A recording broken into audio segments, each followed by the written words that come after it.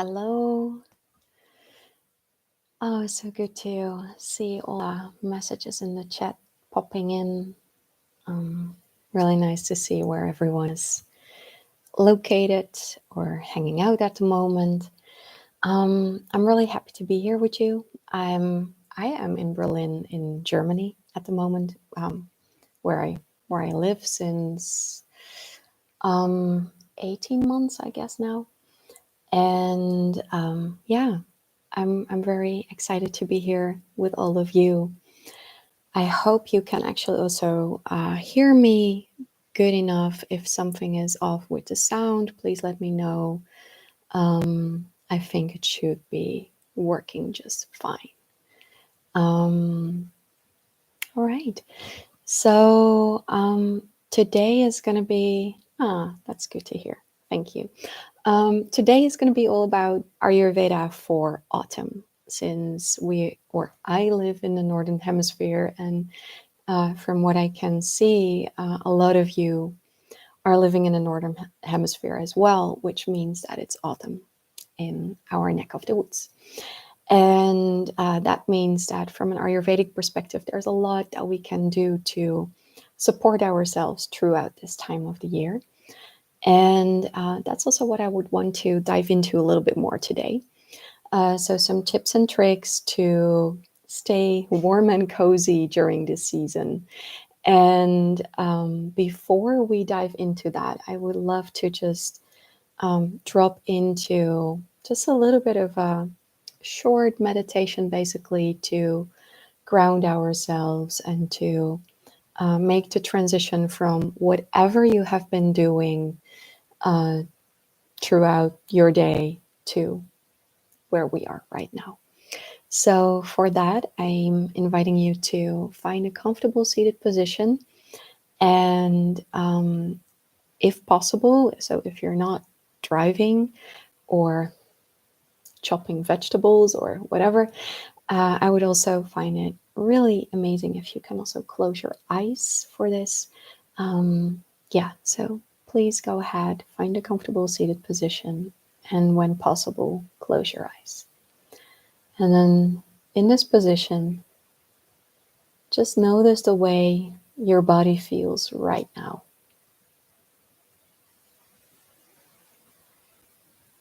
Notice the way your feet feel, your legs, your hips, your groins.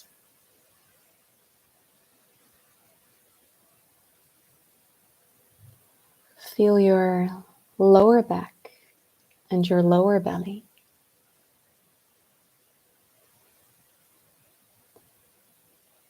And maybe you'll notice that even when you only bring your awareness to this lower part of your body, you might notice that this part of your body starts to relax a bit deeper.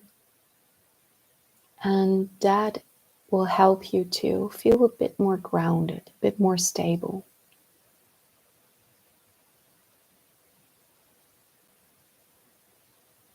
Feel that while the lower body is relaxing, there's still length in your spine. Your chest is lifted. Relax your shoulders, your arms, your hands, your fingers. Relax your jaw, your eyes, and all the tiny, tiny muscles around your eyes.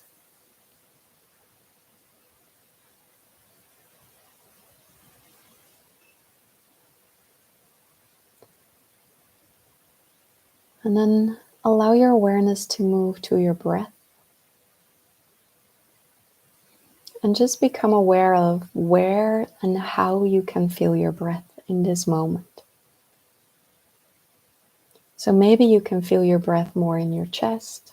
Maybe you can feel the breath in the sides, your belly, more on the front side of your body, or maybe more on the back side of your body. And however you experience your breath right now, it's perfectly okay. You don't have to change it. You also don't have to hold back change if it occurs by itself. For now, it's just a simple awareness of what is there, and maybe an invitation to allow the breath to grow, to take up more space, if that feels good to you.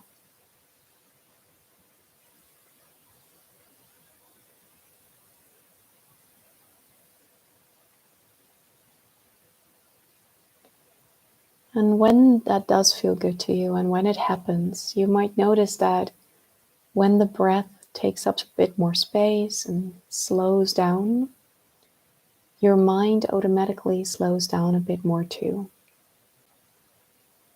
which then again will help you to feel a bit more grounded, more stable.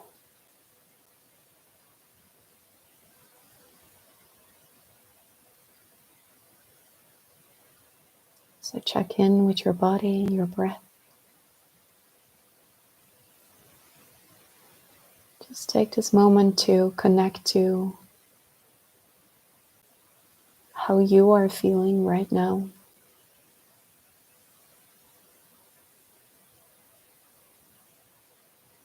And with the intention to stay connected to your body, your breath, slowly and gently allow your eyes to open again and come back to the room. Welcome back. So yeah, like I said, we're gonna dive a bit deeper into Ayurveda for autumn. And whenever you have questions, you can definitely write them in the chat, and I'll do my best to answer them. If you notice that there's any questions that come up only later, you can always write an email, either to EkhartYoga, and if they cannot answer it, they will send it to me. Or you can, if it's about this specific topic or any of the other topics that I work with, you can also email me directly. My email address is contact@irinaverwer.com. Other than that,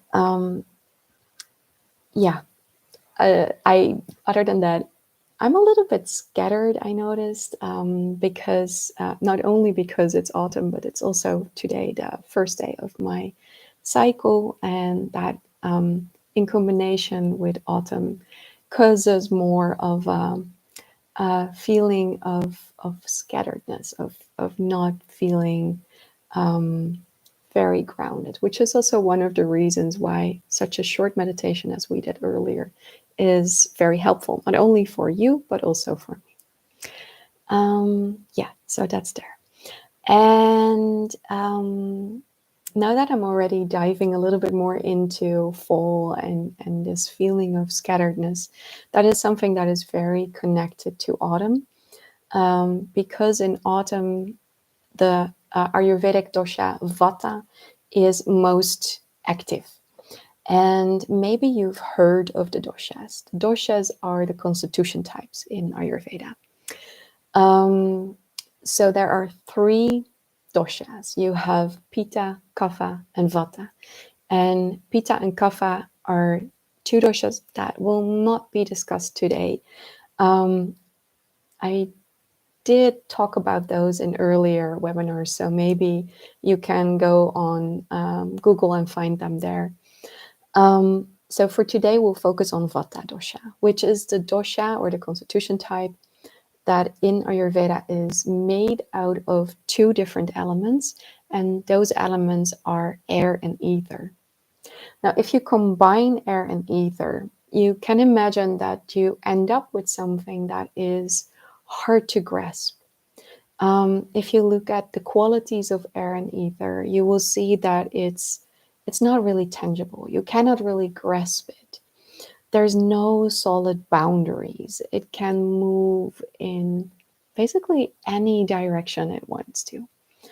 It also is quite quick, actually. So if you look at air and ether combined, you can move through it in all different ways, and also in all different speeds.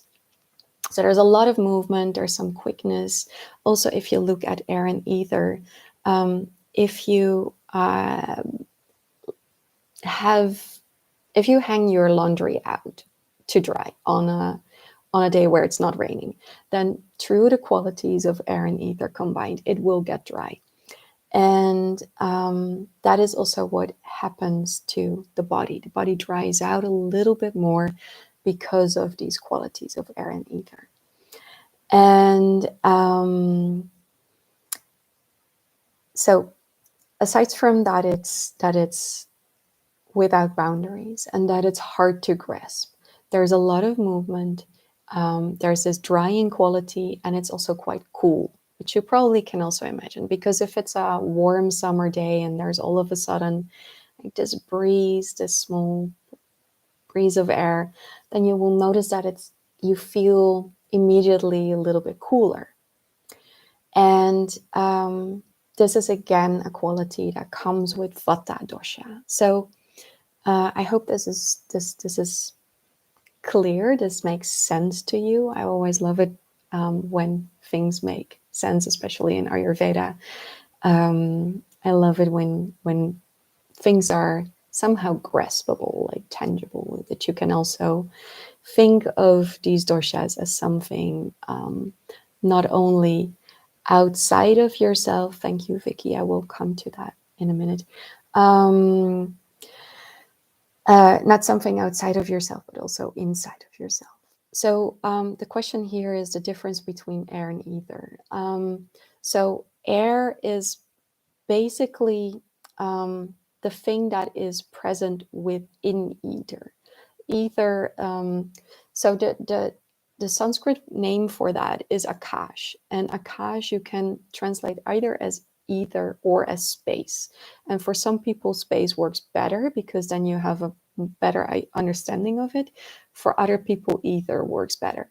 I'm apparently a person for who ether works better, but maybe for you, space works better. So it's the empty void in which air can move. I hope that answers your question, Vicky. If not, please let me know. So air and ether combined, that is what makes Vata Vata. And those qualities, like I said, are not only present outside of yourself, which is the case for sure in this season, but they're also present within us. Now, if you look at a person who has high Vata, you will see all of those qualities of air and ether in that person more clearly. So you will see that a person who has high Vata usually has difficulties feeling their boundaries, but also stating their boundaries. Of course, it's hard to state your boundaries when you cannot really feel them. So usually for people who have a lot of Vata dosha in their system, they only feel their boundaries when someone is basically already way over it. So they only feel it when someone already pushed or themselves sometimes pushed already over their boundary up to here, even though this is actually where the boundary is. So yeah, it's hard for them to feel the boundaries. It's hard for them to keep boundaries, to communicate boundaries. Boundaries are a bit of a thing for people with high Vata. People with high Vata also have a tendency to be more cold, like physically more cold, not emotionally. That's a very different thing. So cold hands, cold feet, cold butt, for sure, are all things that are associated with Vata dosha. Drier skin, but also dry hair.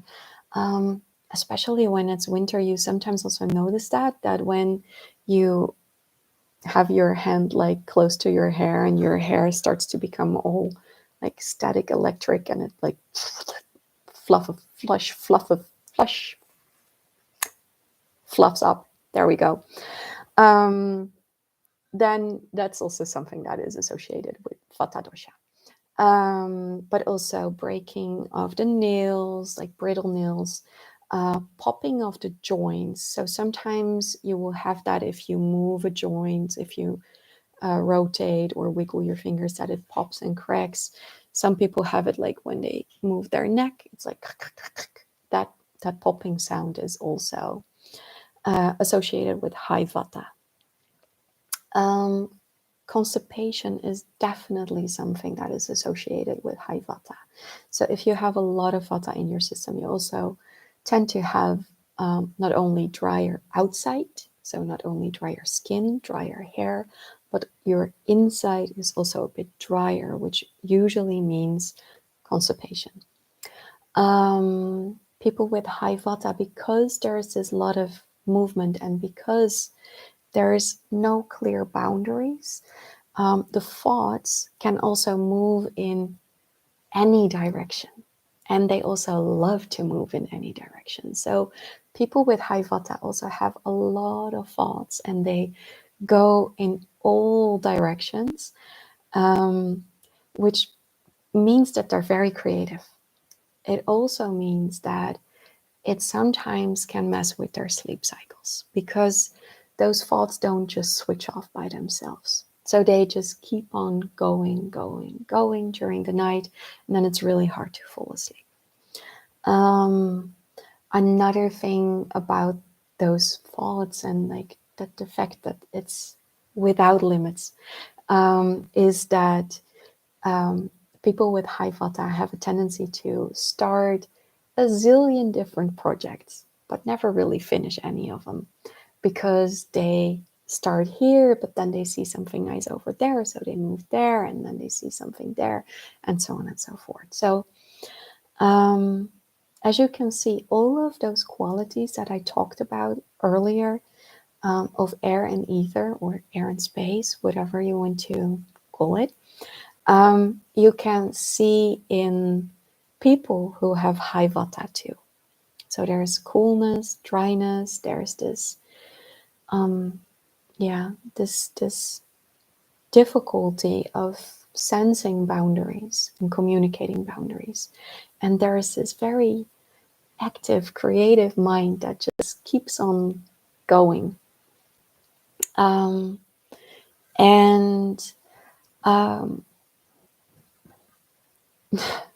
I just saw a comment popping in. You are talking about me. That could very well be. Maybe you are indeed quite high in Vata. That is very possible. And usually, especially when you are already high in Vata. So, especially if you are high in Vata, this call is very important for you because during this season, your Vata will go up even more. And Vata will go up, by the way, in this season for everyone, regardless of what your dosha is. So even if you don't recognize anything of what I just said in yourself, still, because of the external circumstances, your Vata inside of you will rise as well.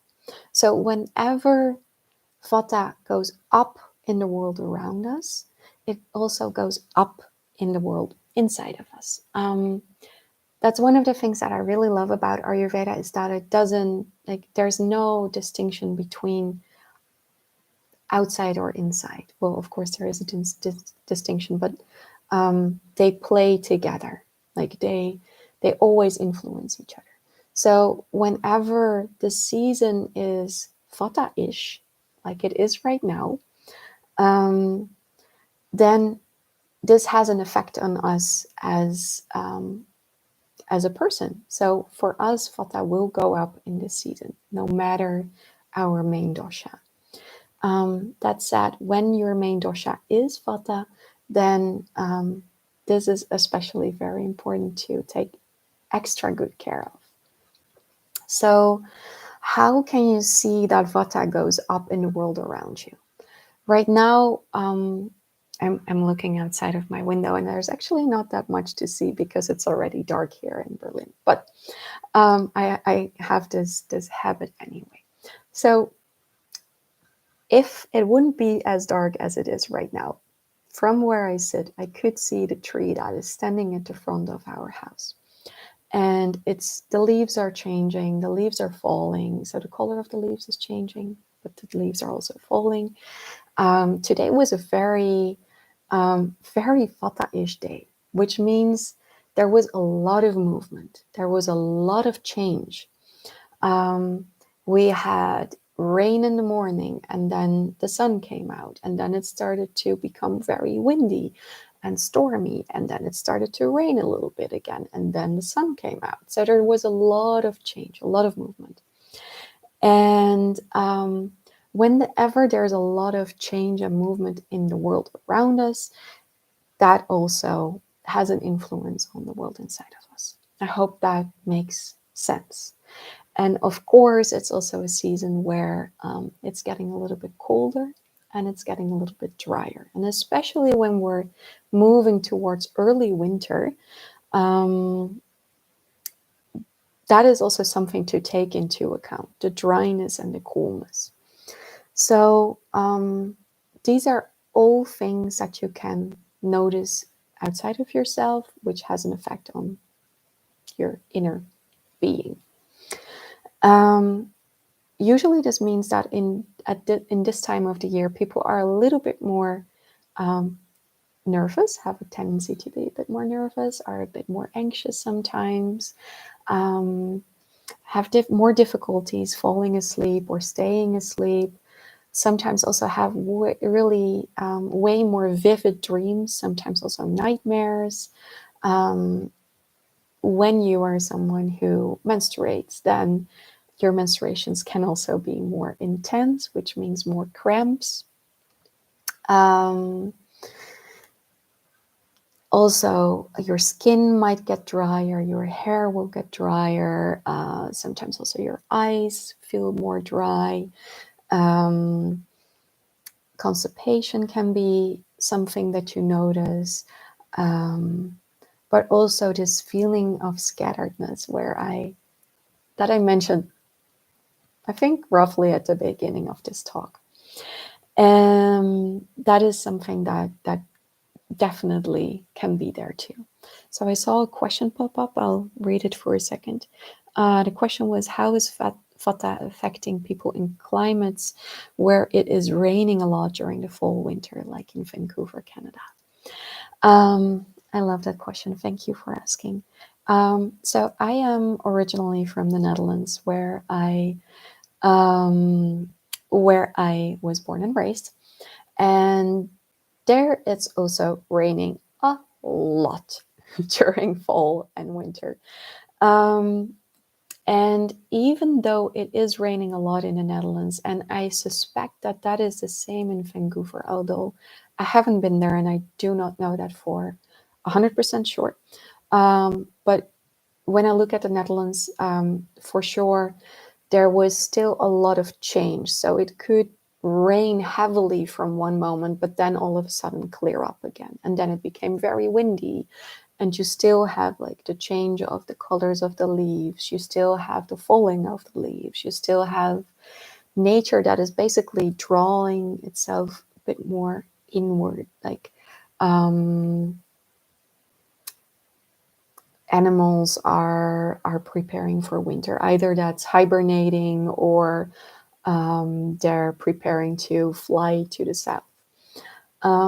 I suspect that that is the same in Vancouver, although, like I said, I'm not entirely sure about that. If that is not the case, then please send me an email and I'll look into that a little bit more. But if there is any type of climate change happening that is similar to what I just described, so lots of changes happening rather quickly. Even if rather quickly means rain all day on one day, and then the next day more stormy, or anything like that. So if there's a lot of change in the world around us, which is usually the case in autumn, then there's also still a lot of change inside of us. All right, so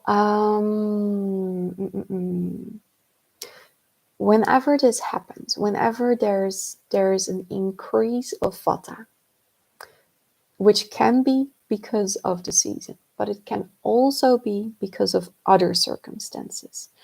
I'll touch on them in a little bit, but for now, whenever that happens, so whenever there is an increase in Vata in our system, then we are basically called to manage that. And in Ayurveda, this is always managed by doing the opposite of what Vata is. So if you have a lot of air and ether in your system, you don't want to add more air and ether. Makes sense, right? You want to lower the amount of air and ether, which means you will do the opposite. So you will add opposite qualities of air and ether. And let's see. Like I said earlier, there's also other circumstances that aggravate Vata. And one of them is being online, as we all are right now. So being online aggravates Vata because, as you can imagine, the internet is air and ether to its fullest extent. So that means that, like, there you can go in either directions. There's hardly any boundaries, or there's no boundaries basically. Like it's limitless. You can think about, like, searching online for the address of the flower store you wanted to go to later today, but then somehow through clicking here and there, and then a little bit more here and there, you all of a sudden find yourself 2 hours later watching videos of baby pandas. Nothing wrong with videos of baby pandas. I love baby pandas as well, but as you can see, the internet is a very Vata-ish place. It can go in a lot of different directions, and it also leads us to a lot of different directions, and it also leads us, like, as I said earlier in the beginning, where Vatas want to do this thing, but then they see that thing, and that's the same the internet basically does. So internet, being online, is one of the ways that one of the things that aggravates Vata. Having stress for whatever reason also aggravates Vata. And it's, of course, way easier to manage the amount you spend online, amount of time you spend online, than how much stress you have in your life. Because there's also always a lot of external stressors where you will not have a direct influence on. And that is perfectly fine too. So this is also not about controlling every single aspect of your life. It's really about doing whatever you can with the tools that you have to stay as grounded and solid and stable as possible. So the ways to do that, one of them is obviously managing how much time you spend online, and then especially the moving from one place to the other. So therefore, it's also a good idea to have, like, a dedicated time slot. Like, if you follow classes online, to really also only follow that class online, and not on the side also check your Facebook and your Instagram and type 2 emails and so on and so forth. So being a bit more focused, a bit more structured, is one of the ways that helps Vata to calm down. I will tap into more ways to calm Vata down, but I saw a question pop up again. If there's any advantages to Vata dosha. Yes, there are. I love this question. I can very much relate to the question. Also, by the way, because I'm being asked that question in most of my workshops and for all of the doshas. And yes, for all of the doshas, there are advantages. So for Vata dosha, it's definitely the creativity. Vata, people with high Vata are extremely creative. And it's amazing how their minds work. And they come up with solutions nobody else would have thought of. They're also super communicative. They're really good in establishing connection between people. They also have usually a very wide network of people they're connected to, and yeah, so that is definitely an advantage. There's many more advantages to every dosha, but it would go a little bit out of the direction I would want to go with all of you to only focus on that. So if there is a specific yoga style that would be recommended during this period, yes, there are for sure. So like I said, one of the things to manage Vata dosha is to be more structured and to have also to have a little bit more, try to have more focus. Now, if you think, because it's mentioned in the question, if you think of vinyasa, that is a style of yoga that is very close to my heart, and it's very much without any type of clear structure, as in one of the things that is very typical about vinyasa is that there's no no two classes are ever the same. You flow from pose to pose. So indeed, rather focus on yin yoga, where you stay a bit longer on in poses, but even more so, restorative yoga or slow flow is the way to go for high Vata, or if your Vata is actually not that high, but you're just wanting to slowly flow through this season, then also restorative yoga or slow flow classes are amazing for this season. Thanks for asking that.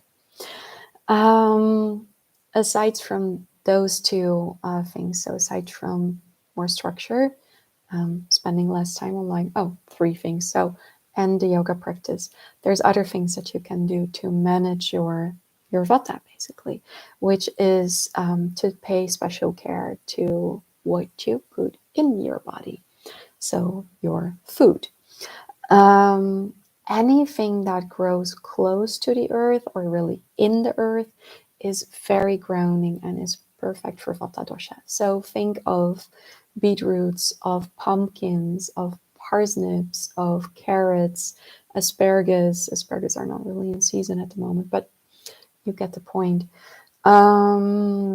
Sweet potatoes as well. So anything that is also actually a little bit more on the sweeter side of the spectrum. And by sweet, I do not mean sugar. There is a difference. Whole grains are also good for Vata dosha. Anything that is a bit more liquidy and warming. So think of porridge, think of soups, stews, curries. Add warming spices such as cinnamon, ginger, turmeric. Those are all really very beneficial for Vata. Fennel is a great one too. Drink more warm water. Stay away from cold and dry foods as much as possible. So if you think of Vata aggravating foods, then you would, for instance, think of iceberg lettuce, which is really cold and it's crispy. Or, well, popcorn is a very, very Vata-ish food. There's like, there's a lot of air already in it. And it's dry, it's rough, it's cold, or it has a cooling quality. So try to stay away from those types of foods and focus more on what is warm and soft and a bit more liquid. Self-massage is an amazing tool for Vata dosha. So especially using warm sesame oil. Sesame oil is very grounding and it's very warming, it's nourishing. Using warm sesame oil especially on the belly, and then massaging in a circular movement, right side up, left side down. So the same way that your intestines move, right side up, left side down. Massaging the belly in a circular movement, but also massaging your feet. It's really grounding. It also helps you to sleep better, especially when your head is racing. Really practical tip, if you want to warm up sesame oil, then one of the easiest thing to do is to have a bowl of cooked water, and you just place your glass jar of sesame oil in the bowl, and then it just heats up within seconds basically. And then you don't have to mess around with pots and pans and things like that. If you use sesame oil, make sure it's the untoasted variety. You can either find that in health food stores, or some supermarkets have it as well. Depends a bit on where you live. Of course, you can definitely also find it online. All right. So I also saw this question about if there's any tips on diet to manage all this, especially during the menstrual cycle. So I already tapped into I covered most of the things for that are beneficial for Vata and for the menstrual cycle too. Although it depends a little bit on what is going on with your menstrual cycle. So if you have menstrual issues, I would actually recommend to make an appointment for a one-on-one session, because then I can way clearer see what exactly the issue is and what you personally would need, because no two persons are the same. And menstrual issues can range from heavy flow to heavy cramps to bloating to vomiting when you're on your cycle to PCOS, to endometriosis, and so on and so forth. So it really depends on what is going on with your cycle. But if it is Vata related, so if it's more crampy, then all of the foods that I mentioned earlier are very beneficial for you too. And maybe focus a little bit more on fennel as well. Thank you. I hope you have a lovely rest of the evening, Joelle. All right, so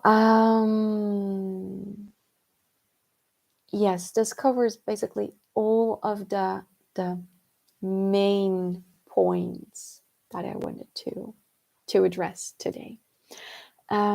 If you have any more questions, please feel free to write them in the chat or send me an email. I'm very glad to hear that it was interesting to you. I find it a super interesting and fascinating topic too. And I always notice that there's so much to tell about this. And of course, like I also just said, everyone is different. We all have also a different path. We all have not only a different constitution, but also different capacity to what we can or cannot change in our lives at this moment. And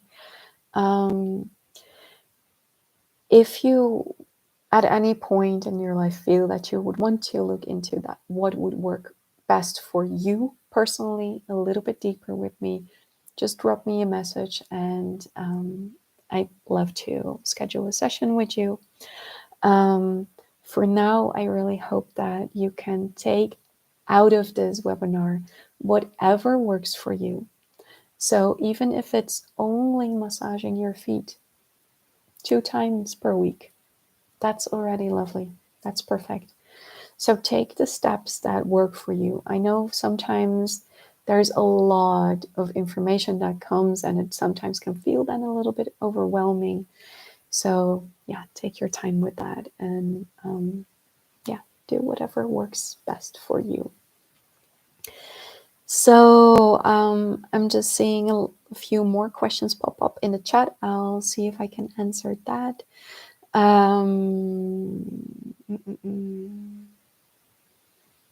So about the one-on-one sessions, if you would like a one-on-one session, please just write me an email to contact@irinaverwer.com. Irina Verwer is just my name.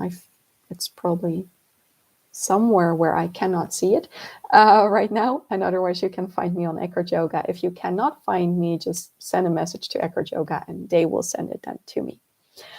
And then we can discuss what you want to dive into and go from there.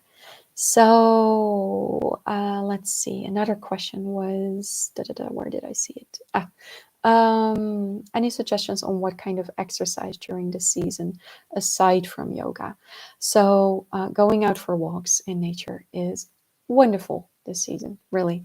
And especially if you leave your phone at home, go by yourself and be in silence, and also slow down your pace. This last thing is usually for me a little bit challenging. I like to walk quite fast. But slowing down in this season is the thing to do. In general, by the way, not only when you're walking, but in your yoga practice, your breath, whatever you're doing, try to slow down as much as you can. Take breaths between whatever you're doing. Other kinds of exercise that are very beneficial for the season.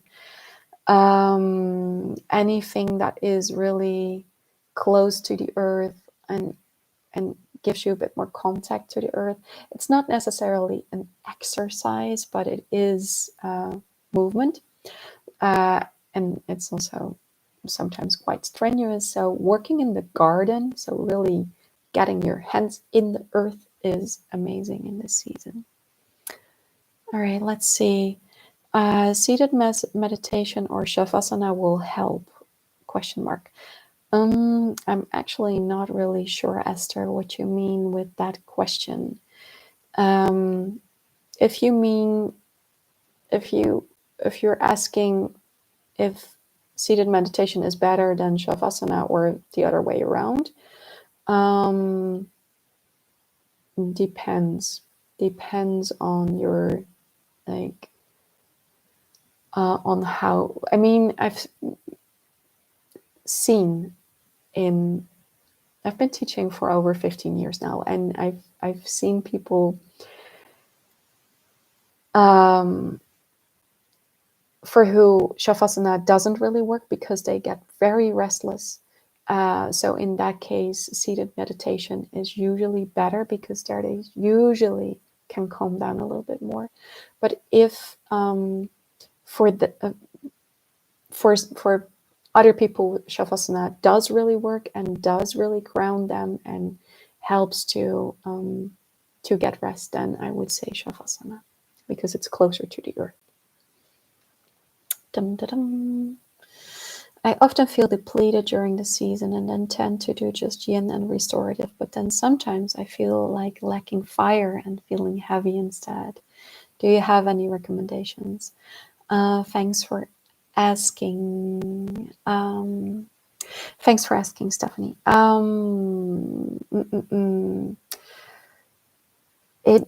This is a tough one because it so depends on what is going on for you specifically. I would need to know more about the circumstances, about your life, about your emotions, about what's going on for you.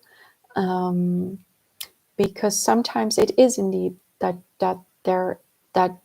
it's too yin for you or too restorative for you, and you might need to add a little bit more fire. That could very well be the case. And sometimes it's more of a resistance towards this slowing down and the surrendering and the letting go. So I'm not sure what the thing is for you, what the case is for you. I think that's something that might be worth for you to just feel into yourself. And if you feel that it's not so much resistance, but that you do feel more heavy, then just try to experiment with a little bit more active, slow flow, but still making it a slow flow. Yeah, I know it's a good and interesting thing to think about. So not jumping from yin and restorative directly to Ashtanga, for instance, but to have slow flow and just really be super mindful of the effect. What does it do to your body? What does it do to your mind? What does it do to your emotions? Really be super clear about that and honest to yourself. That too.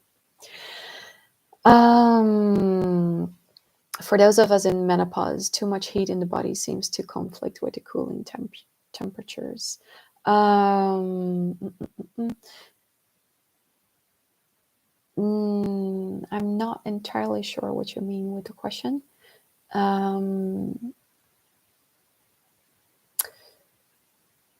So menopause is actually an entire topic on its own, and it's a bit too much to cover in this brief webinar right now.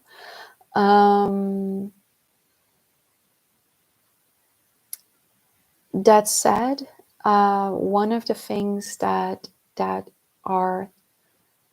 is very effective for both menopause and high Vata is Nadi Shodhana. So Nadi Shodhana is the breathing exercise where it's alternate nostril breathing.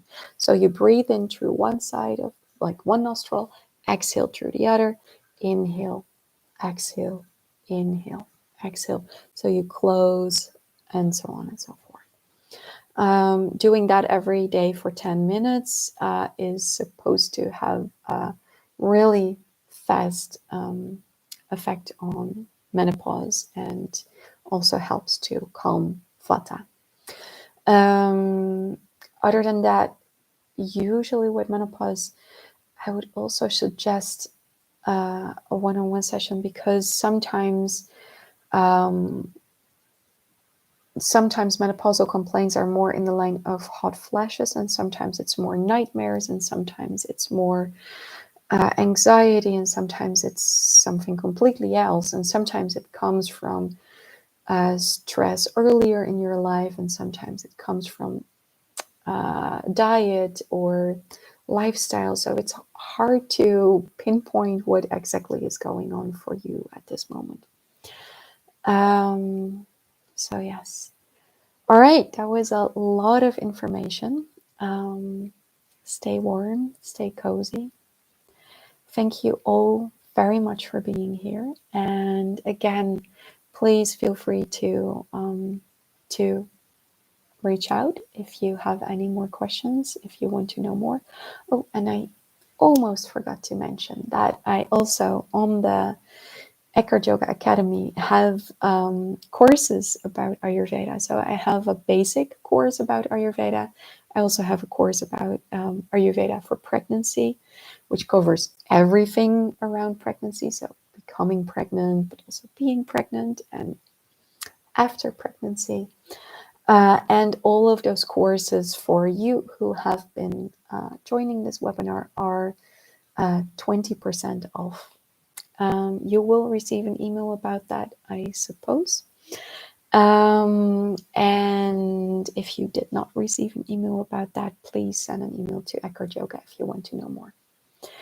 So, again, thank you very much for being here. I really enjoyed this time, and I wish you a lovely autumn and early winter season. And I'm looking forward to connecting to all of you in another moment.